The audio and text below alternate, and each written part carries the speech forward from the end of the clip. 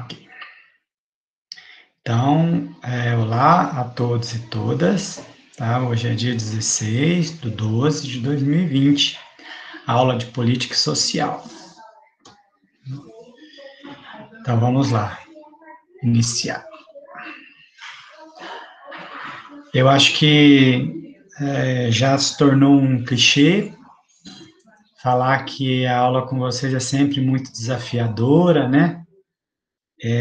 Outros professores devem estar comentando também que as salas de vocês participam, né? Que isso traz uma dinâmica mesmo para a aula remota.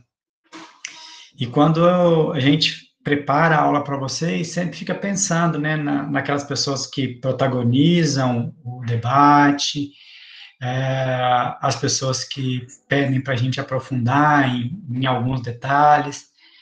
Então, espero que hoje eu consiga fazer isso também, né? Tratar aqui com vocês de um tema que nós temos uma leitura em comum, né? Do livro da Berig Boschetti, mas com uma análise, né? Com uma análise mais próxima da nossa realidade, né? Uma leitura mais analítica do que só uma leitura compreensiva, tá bom? Vocês conseguiram passar o olho no texto, né, e saber do que se trata? Como que está o tempo de vocês aí para fazer as leituras? Estão conseguindo?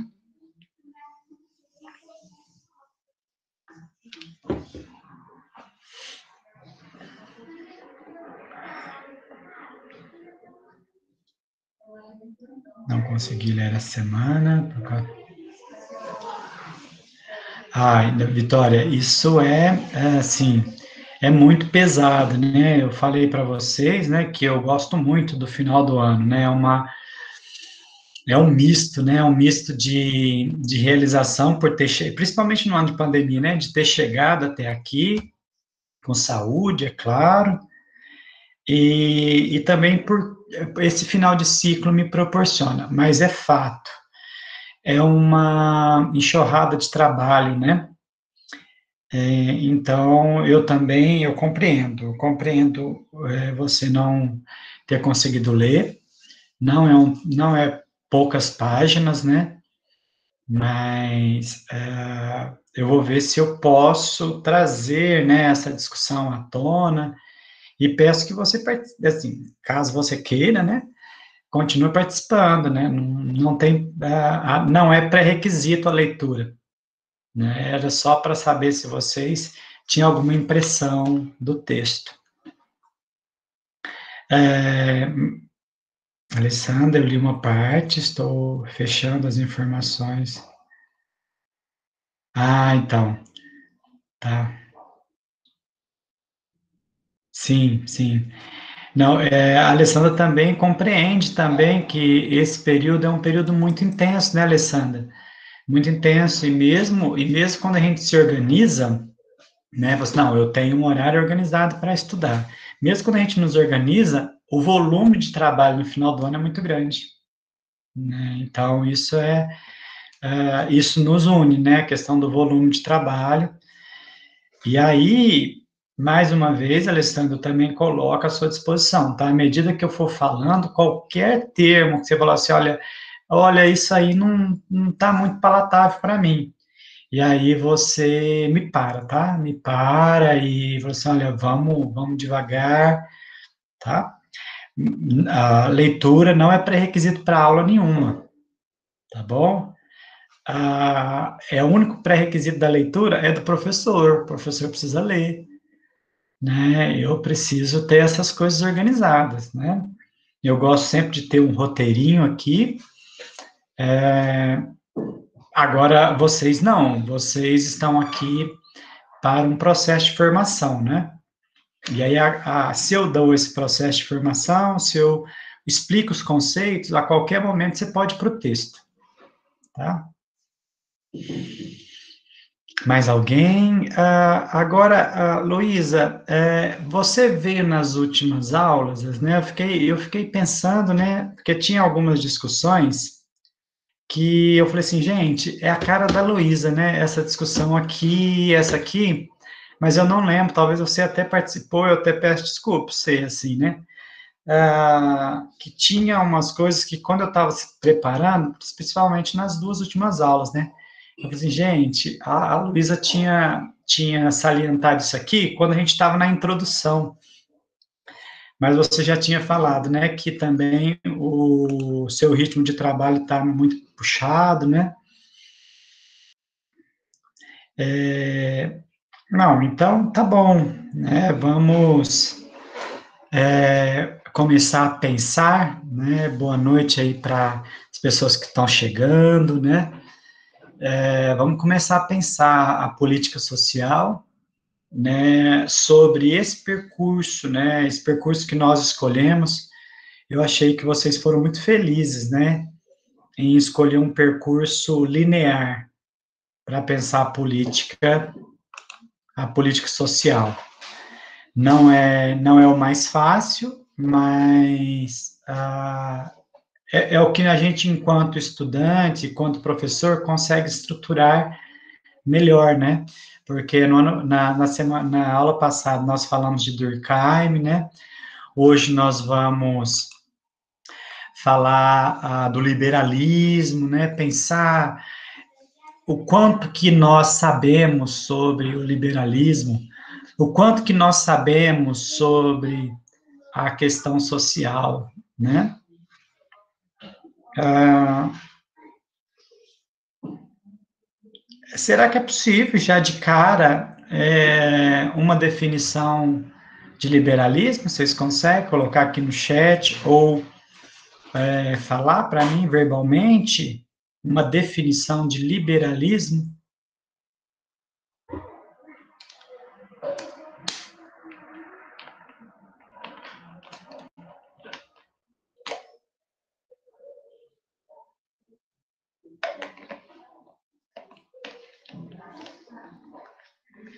Eu sei que tem gente que chegou agora, né? A Joel, Malária, não sei se vocês ouviram, né? A Rosilene também, não sei se vocês ouviram, nós estamos aqui pensando aí o texto, né, o capítulo 2 e não precisa ser ligado propriamente ao texto, mas eu gostaria de ver qual que é a aproximação que vocês têm com o liberalismo, né, que é o centro da aula de hoje. Governo limitado, direitos individuais, livre mercado. Governo limitado, né? Será que esse limitado, Rodolfo, é a mesma coisa que eu e você está pensando? Quando você fala limitado, é um governo que não tem poder de ação, é isso? Ou um governo limitado para direitos, assim, essas coisas?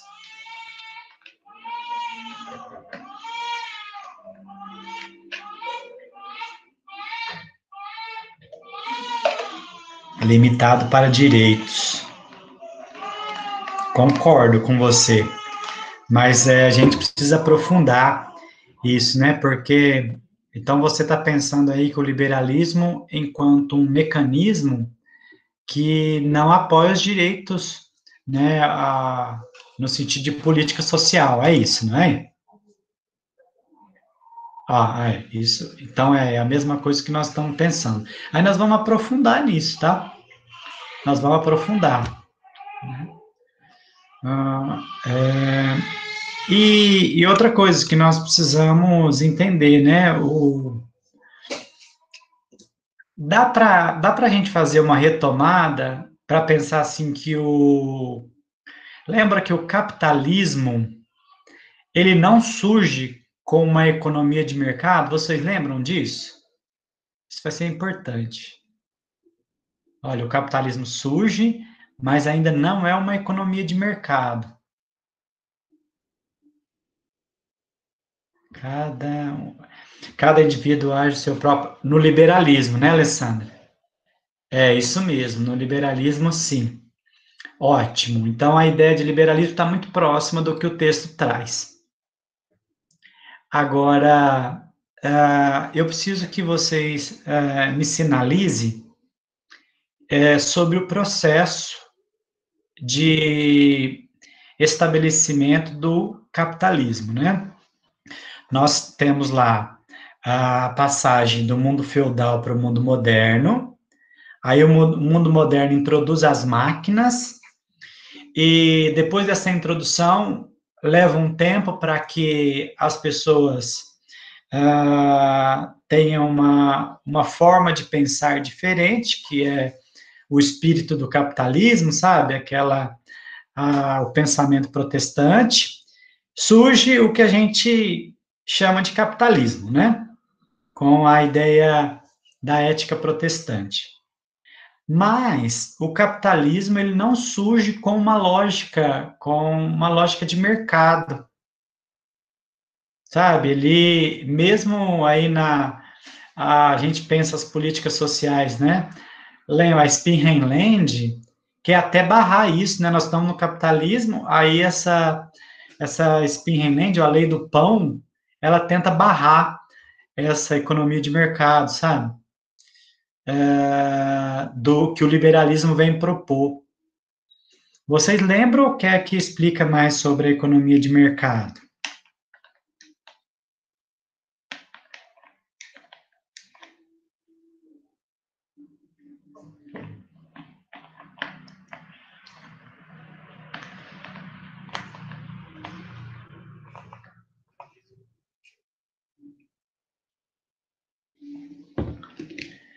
Posso sim, Luísa.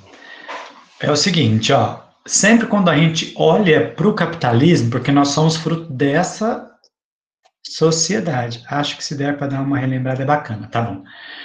Ó, quando nós vivemos numa sociedade de mercado, nós que estamos aqui, contemporâneos, nós vivemos numa economia, mas nem sempre foi assim, né?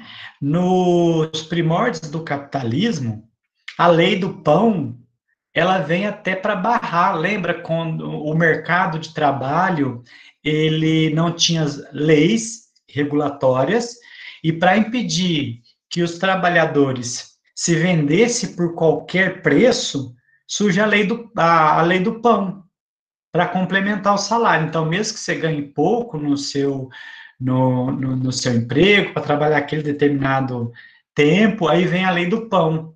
E aí você não precisa ser explorado ainda mais. Então, o início do capitalismo, ele não está ligado a essa economia de mercado, ou a economia do livre mercado, como os economistas clássicos querem, né? Então, a senhora deixa o mercado se autorregular. Vocês já ouviram a expressão a mão invisível do mercado? Ótimo. Então, essa mão invisível é algo que os economistas clássicos, olha, sempre eu vou falar isso, ó, o economista clássico, ele acredita que o mercado se autorregula. Então, se vocês ouviram, me diga o seguinte, o que acontece com o salário do trabalhador quando tem muito emprego e pouco trabalhador? O que acontece com o salário?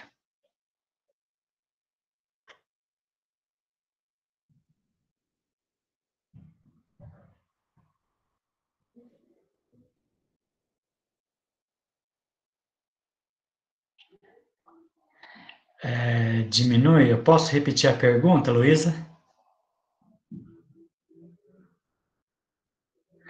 O que acontece com o salário do trabalhador quando tem muito emprego e poucos trabalhadores?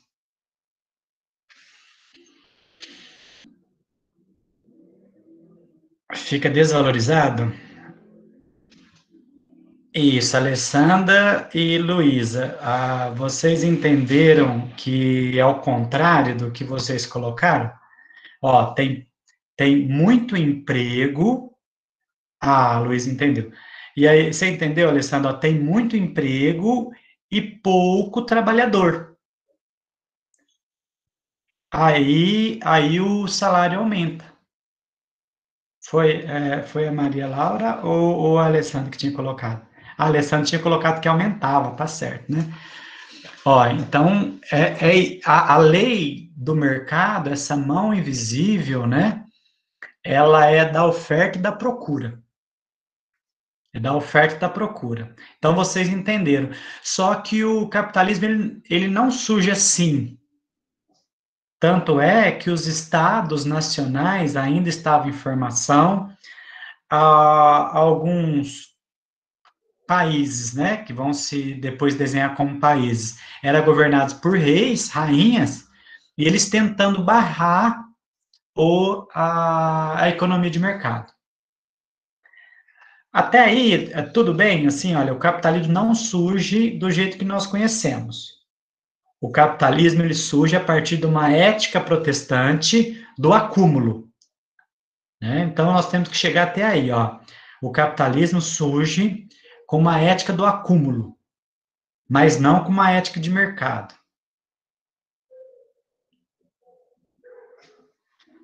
Se precisar, eu explico de novo, né? Ó, o capitalismo surge com uma ética do acúmulo, né? Mas não com uma ética de mercado, ou seja, o livre mercado. Não tem livre mercado. Porque se tivesse livre mercado, a lei do pão não poderia ser aplicada. Porque a lei do pão é para impedir que o mercado faça o que quer com os trabalhadores. Ótimo, a Vitória entendeu. Pode chamar você de Vicky ou não? Eu acho que teve um dia que você se autodenominou. Ah, tá. Ah, tá. Vocês entenderam, pessoal? Assim, olha, que o capitalismo ele surge, né, esse sistema econômico baseado no lucro e no acúmulo. Mas o jeito que vai vir esse lucro é o que a gente tem que decidir agora, tá?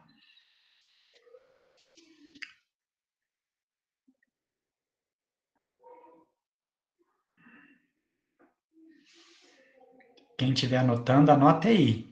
O capitalismo ele surge como a ética do acúmulo, né, que é a ética protestante, a ética que diz que você é bem-aventurado se você acumula, mas o jeito de acumular não é o jeito que a gente conhece como uma sociedade de mercado.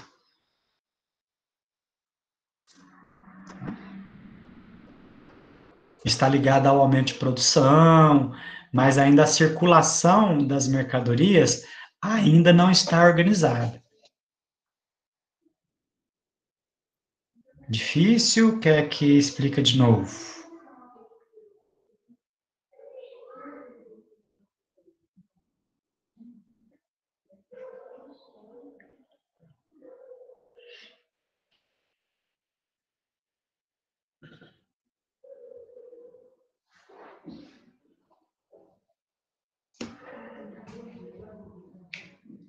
Posso, Alessandro? Eu acho que se nós conseguirmos datar, eu acho que nós vamos conseguir mais avanço. Eu vou tentar explicar de forma diferente. Ó, até o século XV, até 1500, nós não temos a história do capitalismo, né?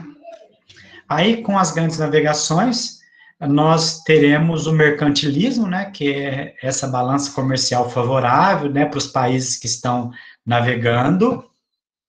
E a partir do século 17 e 18, nós temos a gênese do capitalismo, né? Você lembra quando eu perguntei, o capitalismo, ele surge com a Revolução Industrial, né? Mas a Revolução Industrial não surge com as máquinas. Você lembra desse fato que eu coloquei aqui na aula?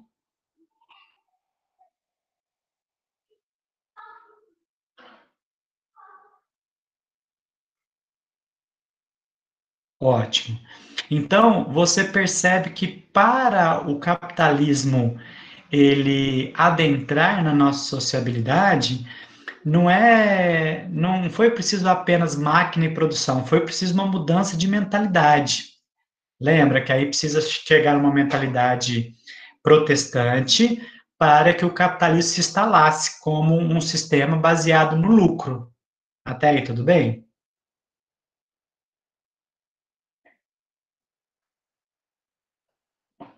Ótimo. Ah, você entende que ao longo da história a forma de obter lucro ela vem mudando no capitalismo? Ó, primeiro, o lucro está baseado na produção, né?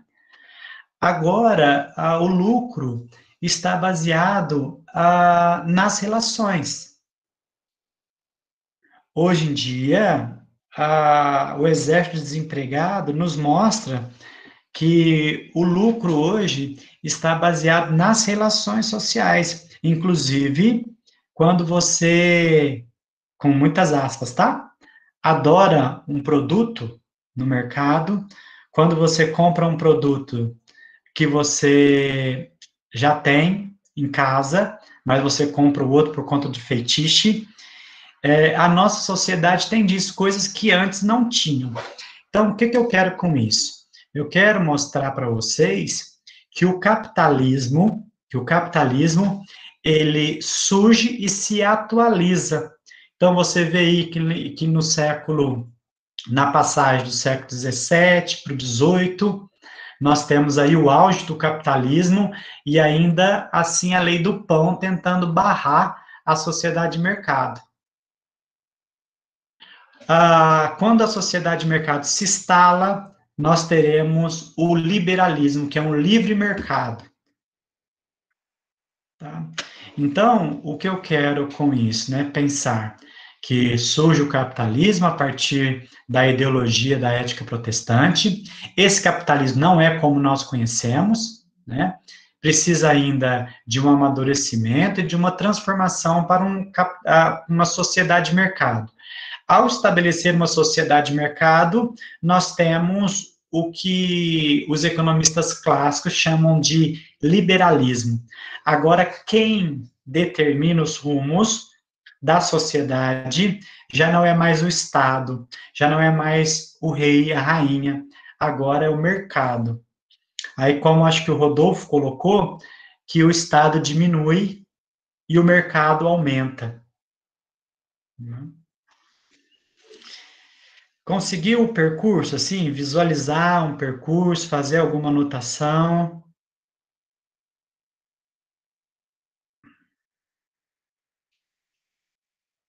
Ótimo. Isso não impede da gente ir retomando, tá? À medida que eu for apresentando os slides, a gente poder retomar isso, tá? E aí, com a sociedade de mercado, nós temos o mercado liderando as relações sociais, então vocês sabem que mais exploração da classe trabalhadora. Né? Então, imagina, um trabalhador no livre mercado, o que acontece? Se ele está produzindo bastante, o que ele produz perde valor. Ele tem que produzir ainda mais para poder sobreviver no mercado, que a gente chama isso de capitalismo concorrencial, né? A livre concorrência. Livre concorrência. Então, aumenta-se a exploração. Aumentando-se a exploração, nós temos o surgimento de um termo que nós gostamos muito no serviço social, que é as expressões da questão social, tá? E sobre isso que nós vamos falar hoje, né? Dessa passagem do capitalismo concorrencial para o monopolista e a questão social. Posso apresentar o plano que eu fiz para vocês e aí depois a gente vai conversando, se caso das dúvidas, ou querem perguntar alguma coisa. Ótimo. Ó, eu vou projetar aqui. Ótimo, Alessandra.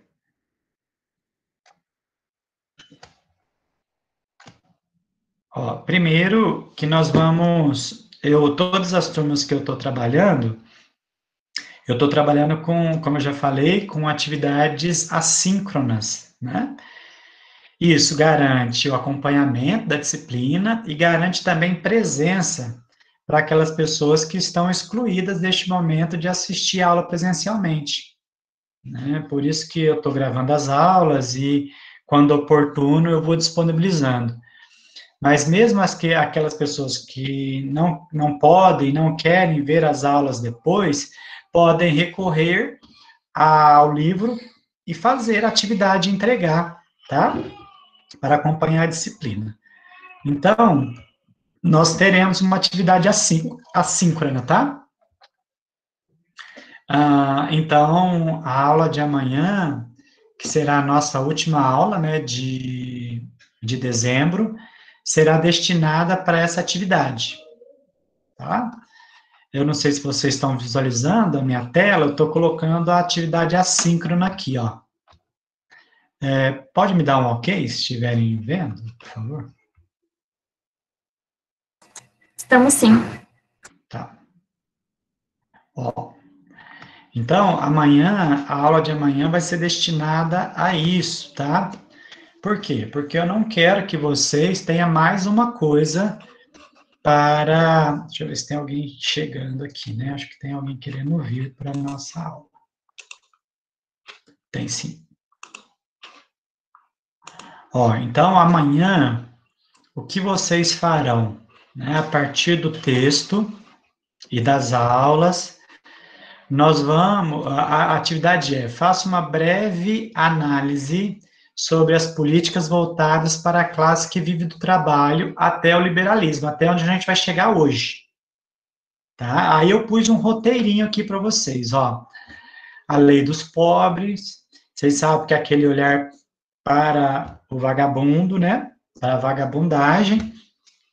A Spinrand, que é a lei do pão. Se essa aqui, se a lei dos pobres olha para os vagabundos, a Spinrand olha para quem?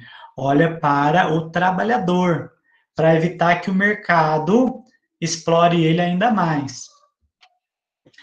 E a economia de mercado, que é essa transição, né? Essa transição que do capitalismo nascente ali para a mão invisível do mercado, para o liberalismo, tá? E o liberalismo. Tá? Olha aqui a observação, que eu acho que é muito importante para nós, ó.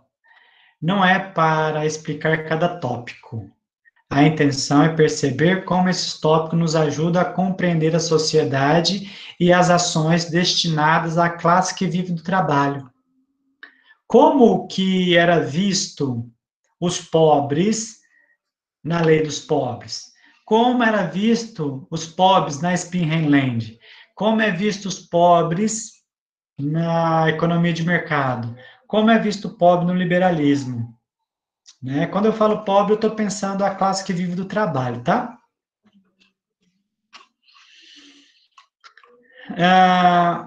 E compor uma construção da política social enquanto conceito, né? Então, a gente vai compor, mesmo se for apenas num parágrafo, para pensar as ações que a classe dirigente, de qualquer momento, estabelece para com a classe trabalhadora. Né?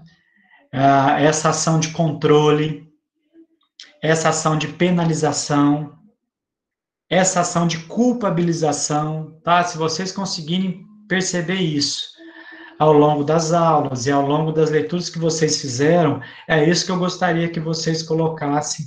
Pode ser aqui, eu coloquei, ó. Pode ser apenas um parágrafo, desde que seja você, autoral, né? Não precisa escrever coisas bonitas a respeito das leis, né? Mas que faça sentido para você e para mim aqui que estou lendo, tá? Perguntas sobre essa atividade aqui? Vocês entenderam o que é para fazer?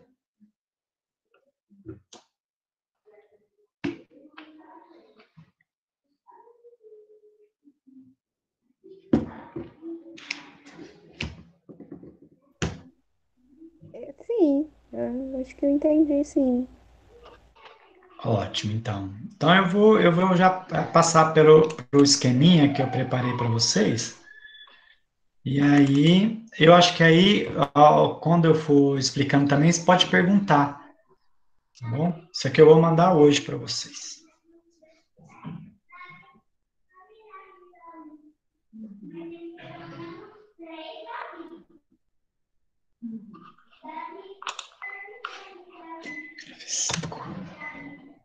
Ó, agora eu já estou projetando os slides de hoje, tá? Olha, o capitalismo. Esse sistema político, social e econômico que domina a nossa sociedade hoje, ele, como está, é muito recente. Por isso que nós precisamos de estratégias de análise para entender, tá? Então, hoje nós vamos pensar esse capitalismo e o liberalismo e também aproximar da política social, que é a segunda parte que nós vamos ver só em janeiro, quando nós nos encontrarmos, né? Que é se eu não me engano, está marcado para o dia 5/1, né? A gente retomar as atividades. Ó, a primeira parte do texto, né? Ó, as autoras, elas fazem uma retomada do que nós vimos até aqui, tá? Que é a lei dos pobres, Pinheland, e também essa sociedade de mercado, né? Que na passagem do século XVIII para o século XIX. Tá? Então, as autoras vão fazer esse resumo do que a gente já viu até aqui. Agora, dá uma olhadinha, agora na página 48, as autoras são primorosas nesse parágrafo. Mas quem não entendeu, é importante que perguntam, porque sem isso nós não vamos avançar. Até podemos avançar, mas não vamos entender, tá? Olha o que elas escrevem, ó. Pode parecer exagerado atribuir a uma lei assistencial o poder de impedir o estabelecimento do livre mercado. Tá falando da Spinheland, tá? Ó, era uma lei assistencial porque doava pão para as pessoas. Mas o fato é que, enquanto as leis anteriores, que é a lei dos pobres, né, induzia o trabalhador a aceitar qualquer trabalho, por que que induzia? Lembra que quem não trabalhasse apanhava, cortava-lhe a orelha. Então, induzia a trabalhar por qualquer preço. Inclusive, alguns trabalhavam até nos asilos, né? A troco de uma alimentação. Se quem não trabalhava, apanhava, né? A Spinheland, ao contrário, permitia ao trabalhador minimamente negociar. Pessoal, vocês entenderam que a Spinheland está barrando o mercado de dizer as regras? Então, o trabalhador ele pode negociar, que fala o seguinte, olha, eu não trabalho por esse preço, porque eu não vou morrer de fome, porque eu vou ganhar um auxílio, né?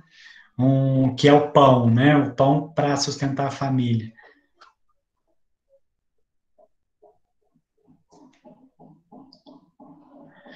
Vocês entenderam quando você fala o seguinte, ó, minimamente negociar, quando o trabalhador pode negociar, não é o mercado que dá as regras, que dá as cartas.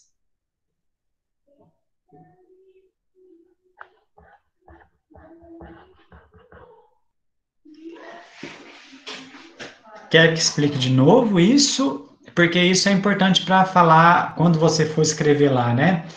Que as primeiras leis, olhando para a classe trabalhadora, eram leis punitivas, severas, autoritárias, né? Com o passar do tempo, as leis olharam para o trabalhador e impediu que ele fosse explorado de sobremaneira e pudesse negociar com a sociedade que ainda não era de mercado. Tá vendo? Você vai construindo isso.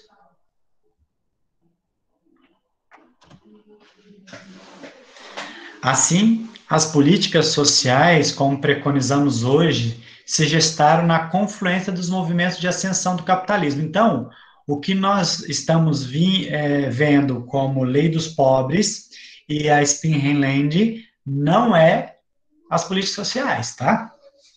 Não são as políticas sociais, como nós conhecemos hoje, não. É uma outra coisa que a gente chama de protoforma, ou seja, as formas mais rudimentares de pensar nos trabalhadores. Por isso que é importante você saber justificar Porque quando fala assim, as primeiras políticas sociais foram a lei dos pobres, não foi. Como a gente conhece hoje, não. Como nós conhecemos, ela surge na ascensão do capitalismo, aí já é na economia de mercado. Mais precisamente no século XIX, que é o século de Marx, né? Se generalizando na passagem do capitalismo, isso é importante vocês anotarem e perguntarem depois. Capitalismo concorrencial para o capitalismo monopolista. Querem ser mais preciso? Pós-Segunda Guerra Mundial. Professor, mas é muito recente, né? É muito recente. Muito recente as políticas sociais como nós conhecemos, estruturadas e com fim estabelecido. Então, olha agora que análise fenomenal do texto que vocês estão na mão. Ó. Se, por um lado, as legislações anteriores eram punitivas e restritivas, ó, punitivas, lei dos pobres, restritivas, né, que é a lei do pão. Né? Por outro lado, então, olha, nós temos ainda um capitalismo ainda que não mostrou a sua face. Por outro lado, na sociedade de mercado, ela lança os pobres à servidão da liberdade sem proteção. O trabalho sobre as ordens do capital provoca pauperismo, né? E esse fenômeno agudo que a gente chama de questão social. Então, a questão social, ela surge com o desenvolvimento do capitalismo. Ela não surge na Idade Média, não surge na transição do feudalismo para a Idade Moderna, não surge nem com o início do capitalismo. Ela surge no capitalismo avançado, quando já é sociedade de mercado e quando o capitalismo está se atualizando, tá? Não tem questão social na Idade Média, não tem questão social sem avanço da economia de mercado.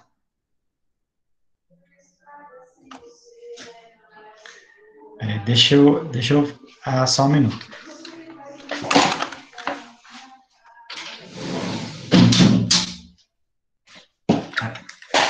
O pessoal tá cantando aqui em casa, aí eu tô saindo aqui de foco. Ó, então vamos lá. Vamos pensar então a questão social e a política social. Política social, o que seria isso, né? É o desdobramento e respostas. Ó, política social, desdobramento do capitalismo e respostas mazelas provocadas por ele.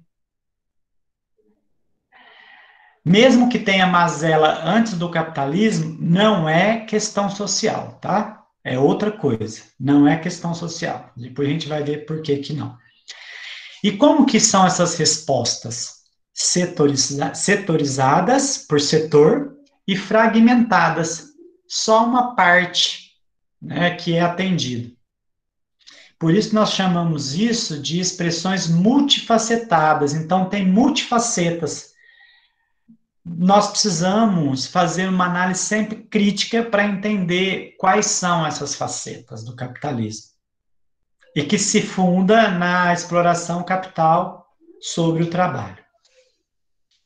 Então, a gênese da questão social, ela está ligada à transformação na produção.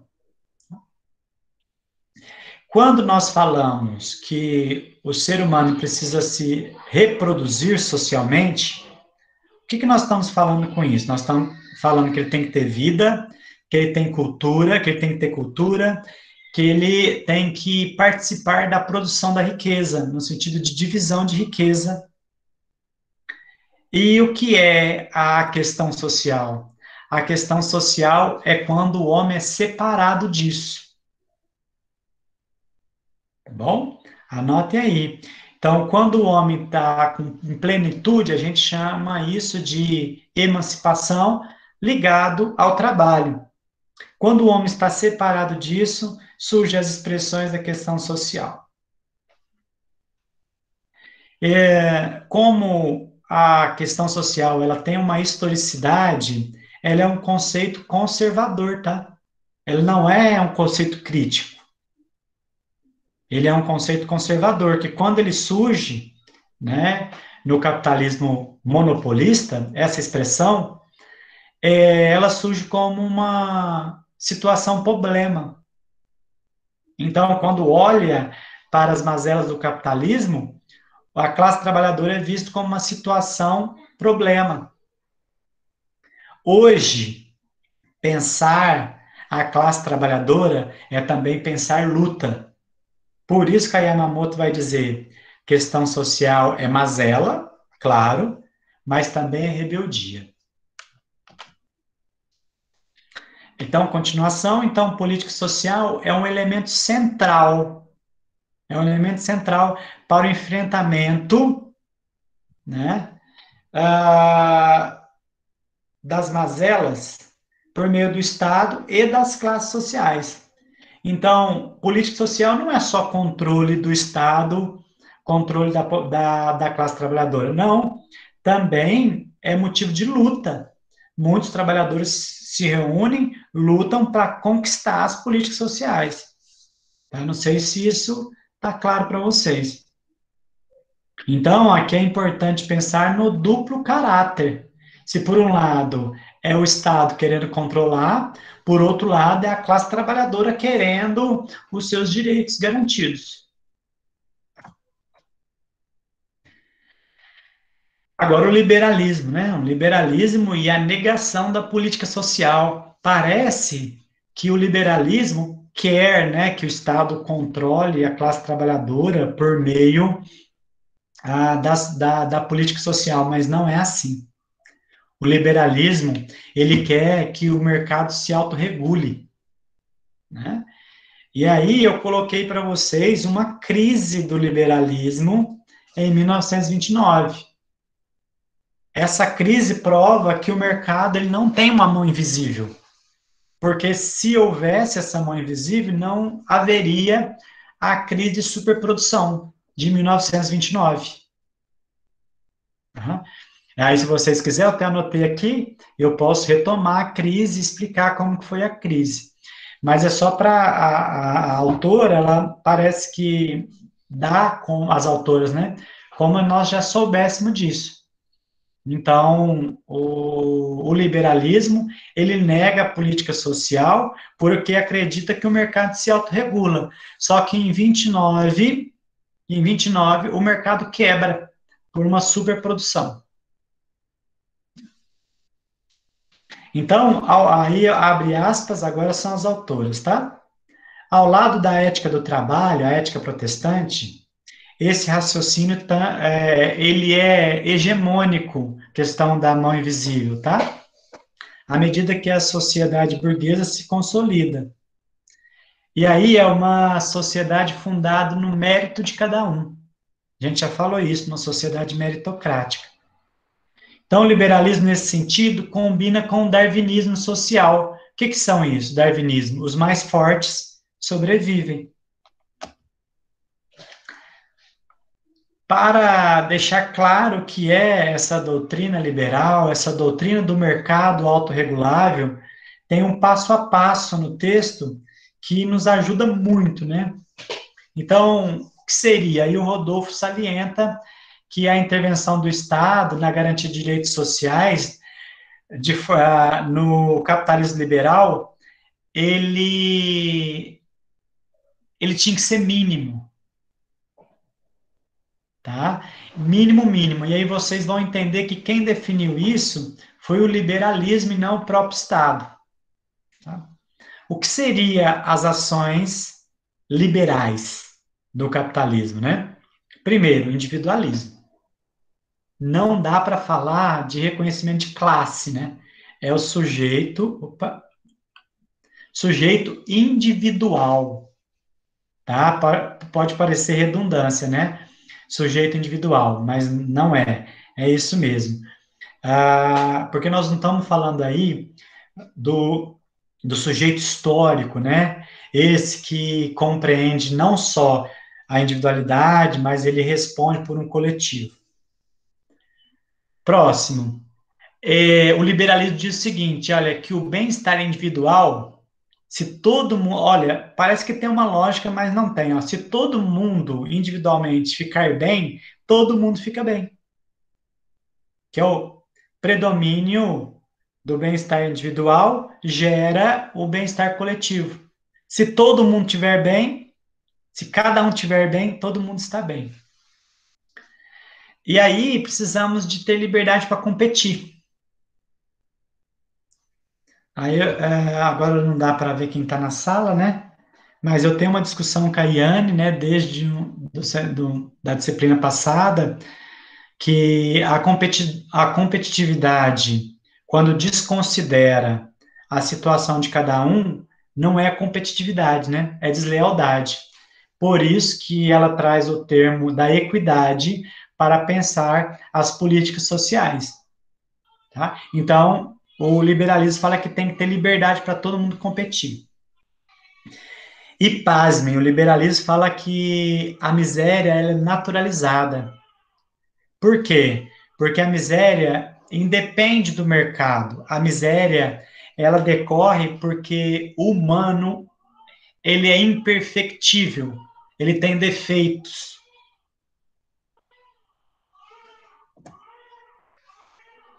Continuando, né? O liberalismo diz que tem que haver na sociedade o predomínio da necessidade. As necessidades humanas não devem ser satisfeitas por dois motivos.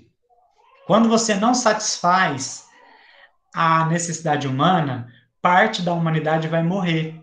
E aí tem uma manutenção populacional. Quem falou isso foi Malthus, né?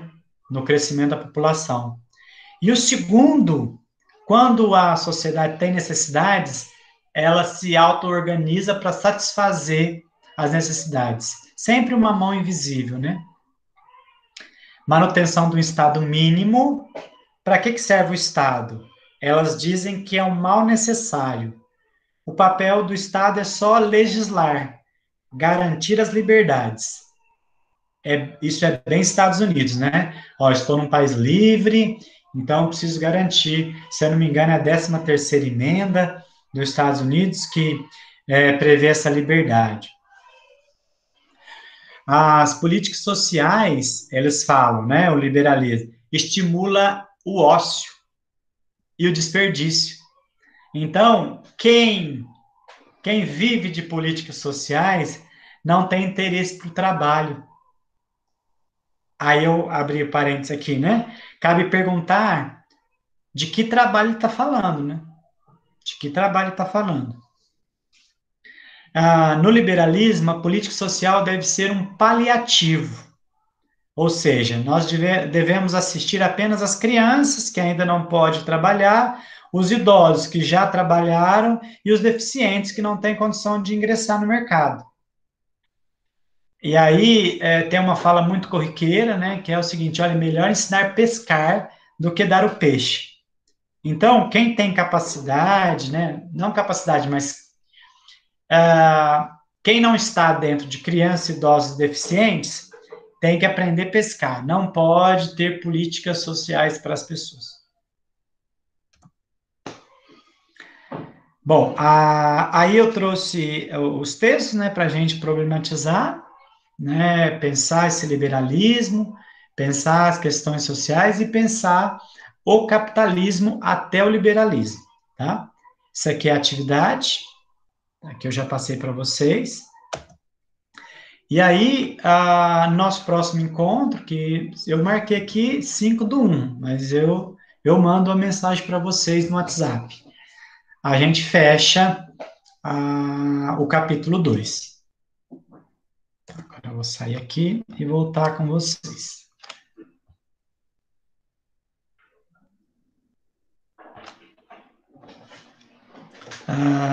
Conseguiram acompanhar o raciocínio? Eu quis trazer a leitura do livro, né? Trazer a leitura do livro para aquelas pessoas que não puderam ler ou que não conseguiram entender, pudesse estar mais dentro da discussão, né? Mas vocês viram que tem muitos elementos, né? Tem muitos elementos no livro. Querem perguntar algo? Quer que eu aprofunde em alguma coisa?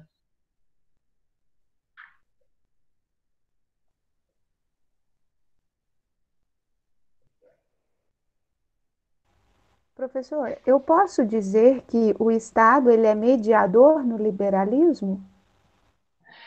Não, não. Ele é menos que isso. Ele é menos que isso, Yane. Ele é apenas um legislador para garantir a liberdade do mercado. Quando você pensar no liberalismo, pensar o Estado mínimo, mínimo, mínimo, mínimo, para garantir a coesão da sociedade. Porque tudo mais é garantido pela lei da oferta e da procura.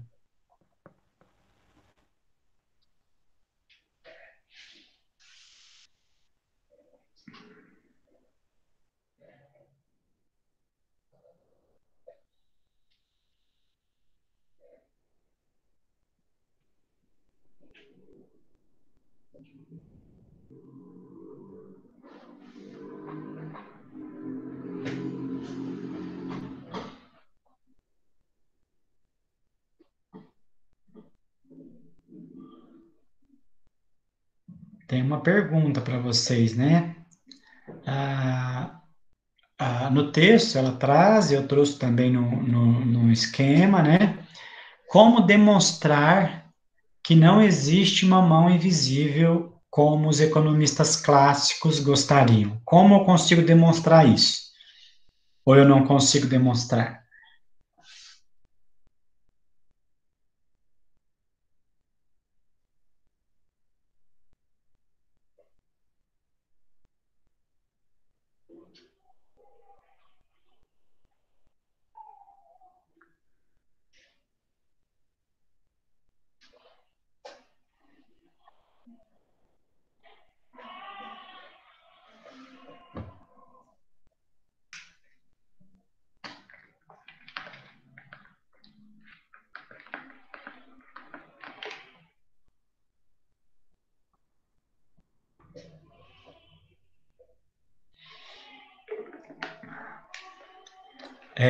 É o seguinte, o liberalismo, Vic, o liberalismo, ele preconiza que existe a mão invisível do mercado, que é aquela equação de oferta e de procura.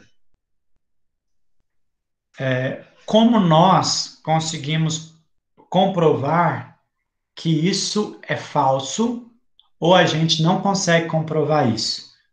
Na nossa análise crítica, nós não conseguimos comprovar que essa mão não existe.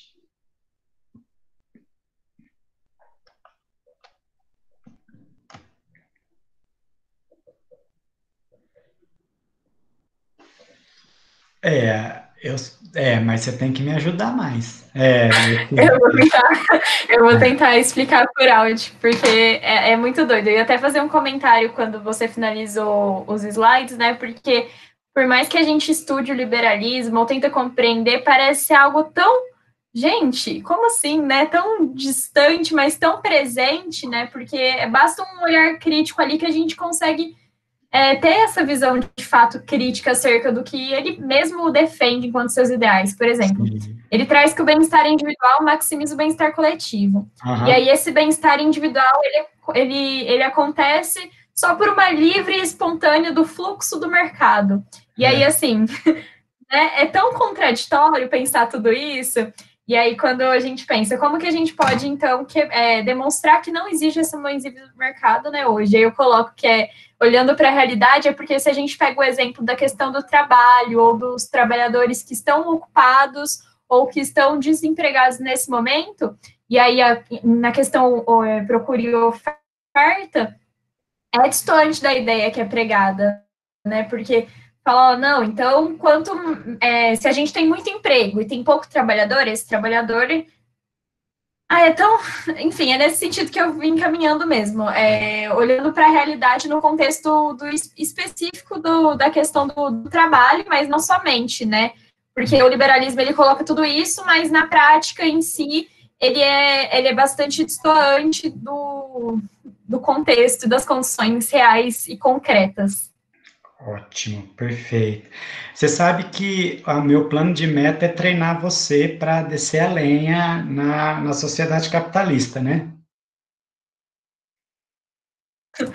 É isso. Então eu vou cobrar mais um pouquinho para a gente ir mais além, tá bom? Então, quando a Vic traz essa ideia, vocês concordam que quando ela fala o seguinte, gente, parecia que estava tão longe, e quando a gente vai vendo esses princípios, a gente vê que está muito próximo, está dentro de nós. Nós pensamos algumas vezes, né, nas políticas sociais como a criação de vagabundos, né? E aí, ou a gente não pensa nisso, mas fica difícil de defender também, né? Ah, na aula passada teve uma fala assim também, não sei se você lembra, Vicky, que era o seguinte, olha, gente, mas eu pensei que a sociedade não era durkheimiana, eu pensei que não tinha o funcionalismo agora, né, mas esse negócio está muito presente, inclusive no nosso curso e tal. Você lembra quando a gente retomou Durkheim, o fato social, e viu que estava muito próximo? Ótimo. Então, hoje a gente vê o liberalismo e vê que está muito próximo também.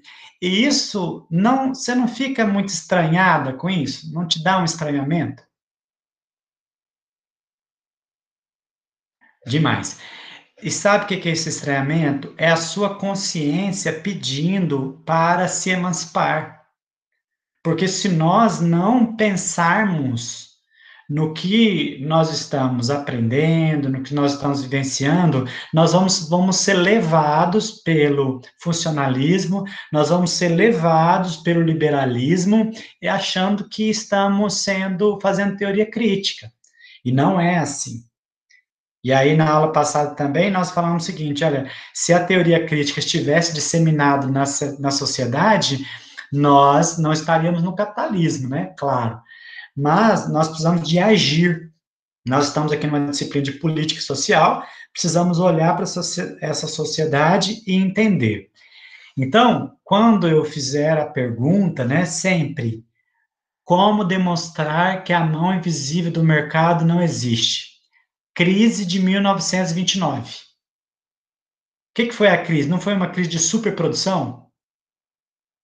Então, se a crise de 1929, quem quiser eu explico também o que foi essa crise, tá? Se essa crise foi uma crise de superprodução, o mercado não se autorregulou. Estou certo?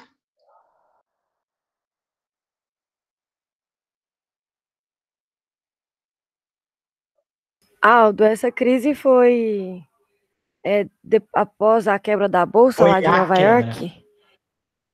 Ah, foi a quebra. Então, dá para a gente trazer para o contexto brasileiro, quando o Vargas manda queimar aquele monte de saca de café? Tá vendo que ele não entendeu, Lara? Olha, você viu que o Vargas não entendeu que o liberalismo tinha falido? Você entendeu, Lara? Ele Estava querendo regular a oferta e procura, né? Ele queria que subissem os preços de novo. Eu não sei se vocês acompanham, né? Assim, olha, pense, ó, a lei da oferta e da procura, né? No liberalismo, o Vargas achando que estava fazendo a última palavra em economia, né?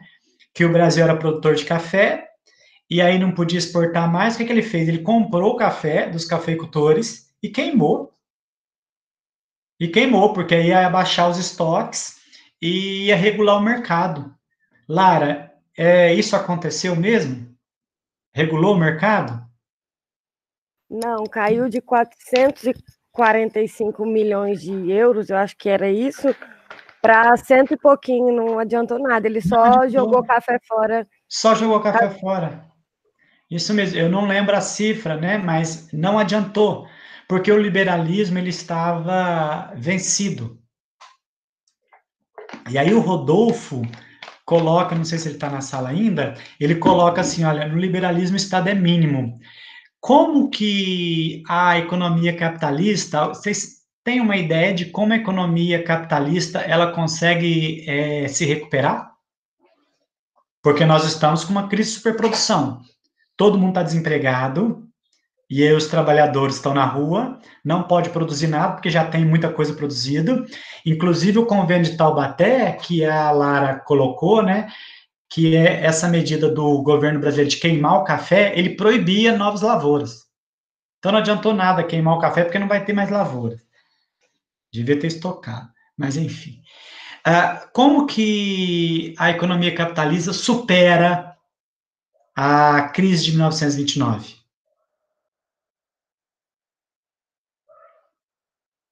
Cri-cri? Ou estão pensando?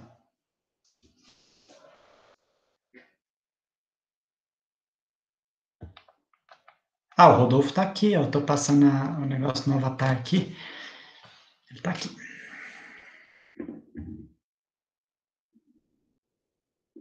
Isso quer dizer o quê, Rodolfo?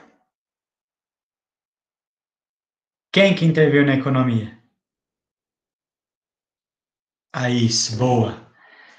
Gente, isso é importantíssimo. Não sei se vocês estão acompanhando o chat, algumas pessoas estão no celular, né? É difícil, né? Eu vou falar. Ó, o Estado, o Rodolfo, ele consegue entender muito bem os mecanismos do Estado, que é o seguinte, no liberalismo, o Estado está miudinho, só legislando, como eu falei para a Anne, né? A Iane. E quando acontece a crise da Bolsa de Valores, o Estado se amplia. O Estado se amplia porque ele precisa produzir sem gerar produção, porque já tem produção. Eles não queimaram a produção nos Estados Unidos, por exemplo. O que eles vão fazer? Vão fazer obras públicas. Vão criar praça, estrada, porque ele emprega as pessoas têm dinheiro para fazer a economia girar, ele vai dar dinheiro para as pessoas. Seguro-desemprego. Sabe o Bolsa Família? O Bolsa Família é de origem keynesiana, né? Que é essas manobras do Estado para fomentar a economia, né? É isso, Rodolfo?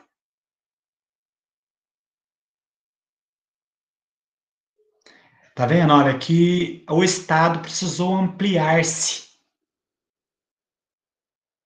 E essa ampliação, pergunto, Rodolfo, essa ampliação, ela vai desembocar no estado de bem-estar social? No estado máximo?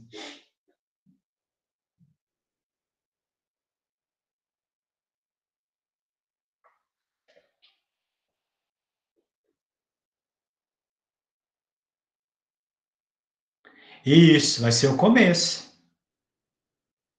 Vai ser o começo. Isso, gente, vocês têm que fazer um mapa mental e conseguir chegar até aí. Ó, o liberalismo, essa mão invisível, ela não é tão invisível assim, porque na verdade era só uma forma de exploração da classe trabalhadora.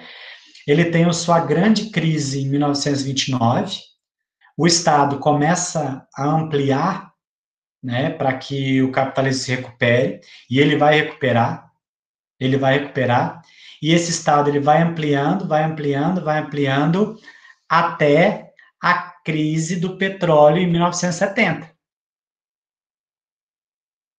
Então, o auge das políticas sociais, é no estado de bem-estar social, não é, Rodolfo? Ou o auge das políticas, porque você tem política universal, você tem pleno emprego.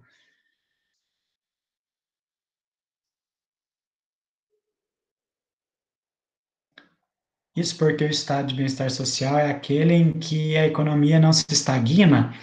Eu não entendi o que você quis dizer com isso, Rodolfo. Oh, desculpa, Vitória. Eu estava falando com o Rodolfo, né? Foi referente à pergunta que você fez para o Rodolfo, eu estava respondendo ao mesmo tempo, né? Se isso seria o começo para o bem-estar social.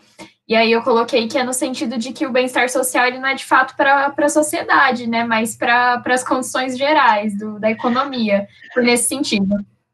Isso, perfeito. Lembra, Lara, que você tinha colocado isso para mim, que você não entendia como que um mercado tão avassalador como o mercado capitalista é possível, eu acho que era mais ou menos isso, né? É possível gerar o bem-estar social e os países periféricos não chegar nem perto disso. A Lara tinha feito essa pergunta, né?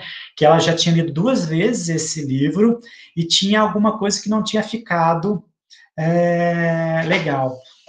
Eu não sei se a Lara consegue acompanhar, está conseguindo acompanhar isso e poderia falar alguma coisa.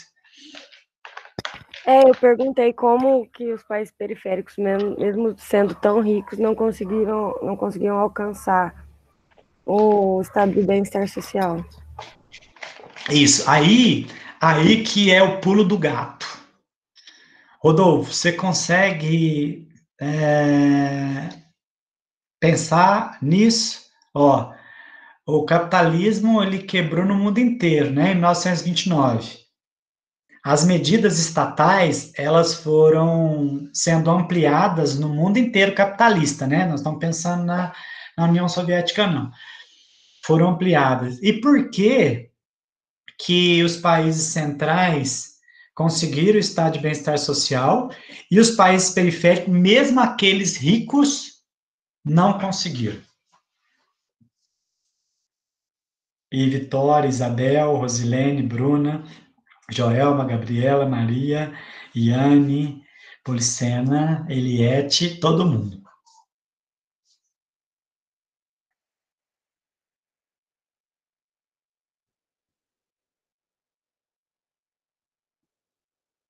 Porque esse é o ponto alto da aula. Se a gente conseguir fechar isso, bingo.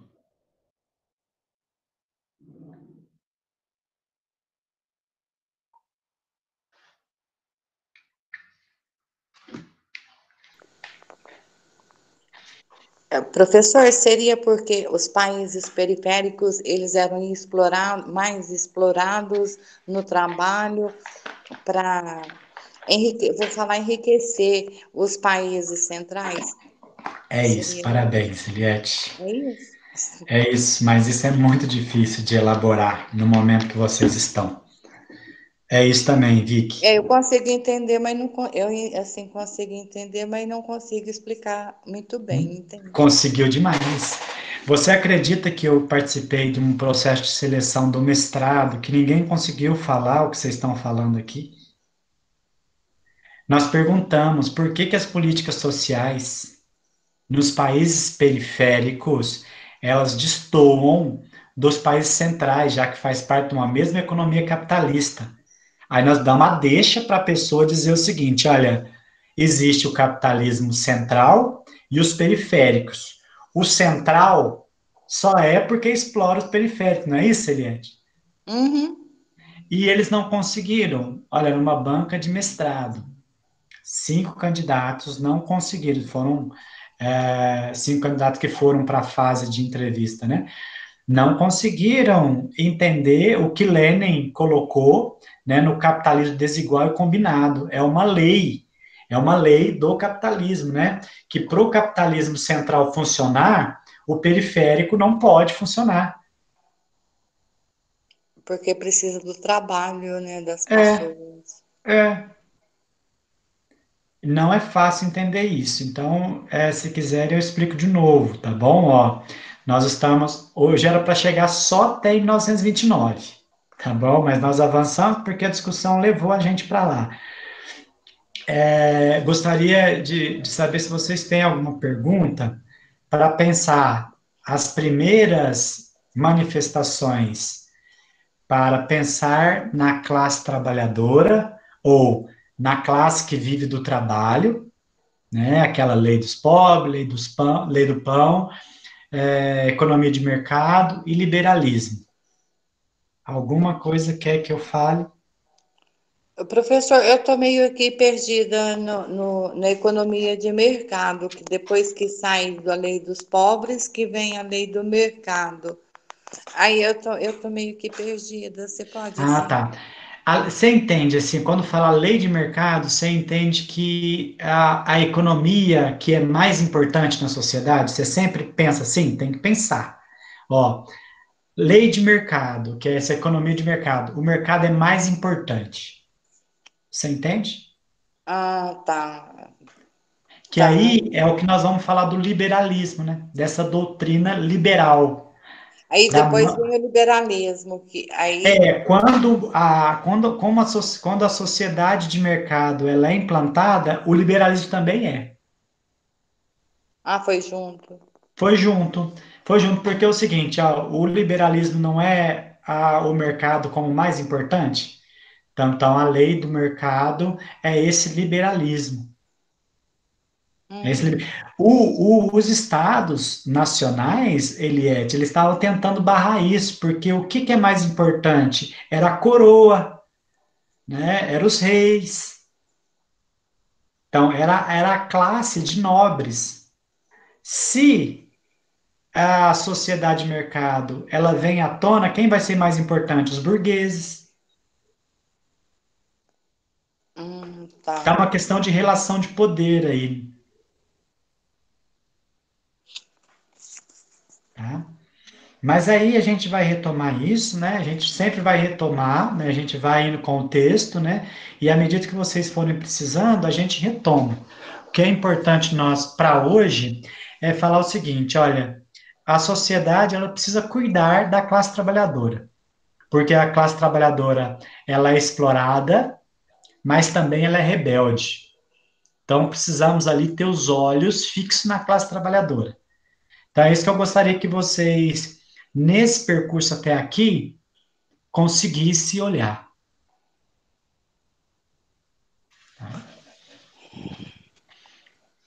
A classe trabalhadora perturba, né?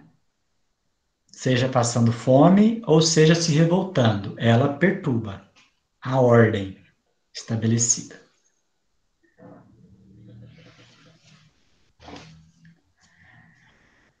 Ok?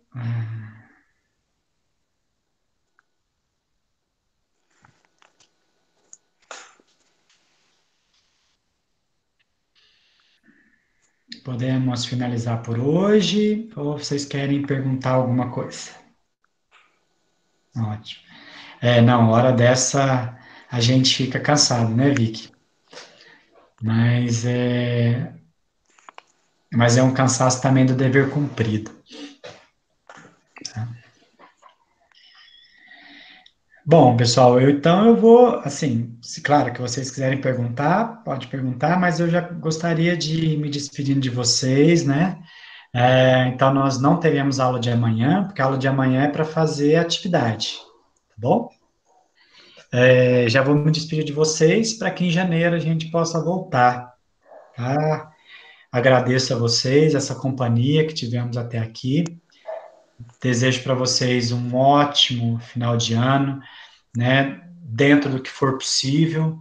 Feliz Natal, uma passagem, né? De ano muito feliz, que vocês recarreguem as baterias. Da minha parte, eu me sinto lisonjeado, né? De ter estado com vocês. A gente vai construindo uma afinidade aqui, mesmo que nos avatares. Fico imaginando a carinha de vocês e vocês sempre muito respeitosos comigo, né?